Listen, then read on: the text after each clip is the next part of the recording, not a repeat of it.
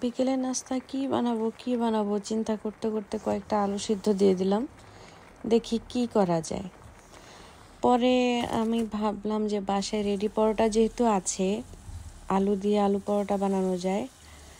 চলেন আজকে দেখিনি আলু পরোটাটা কিভাবে বানাই। আমি শর্টকাটেই বানাই। এখানে আলু সিদ্ধর পর ম্যাশ করলাম, আর পেঁয়াজ আর রসুন ভেজেছিলাম কড়াইতে, ওটা ভিডিও করতে ভুলে গিয়েছি। ওখানে একটু বাটা মরিচ দিয়ে দিলাম, আপনারা চাইলে চিলি ফ্লেক্সও দিতে পারেন। স্বাদ মতো লবণ দিলাম।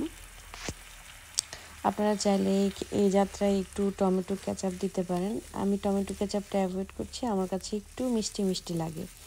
একটু সয়া সসও দিতে পারেন, বাট আমার কাছে মনে হচ্ছিল আমার সল্টের পরিমাণ বেশি আছে, তাই আমি সয়া সসটা অ্যাভয়েড করছি।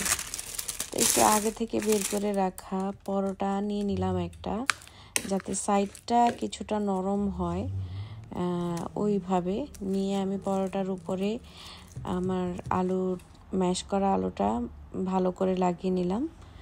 আরেকটা পরোটা নিয়ে উপর থেকে দিয়ে সাইডগুলো ভালোভাবে বন্ধ করে দিয়ে আগে থেকে গরম করে রাখা প্যানে পরোটাটা দিয়ে দিলাম।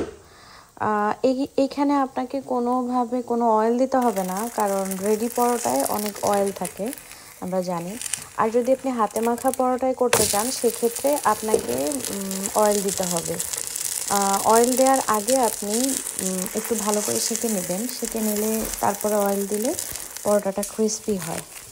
সো আমার পরোটা রেডি হয়ে গেল, দেখতেই পাচ্ছেন। এবং সবাই খেয়ে খুব ভালো রিভিউ দিয়েছে। আপনারাও বাসায় ট্রাই করবেন, আর আপনাদেরটা কেমন হলো জানাতে ভুলবেন না। সবাই ভালো থাকবেন, আমাদের জন্য দোয়া করবেন। আসসালামু আলাইকুম।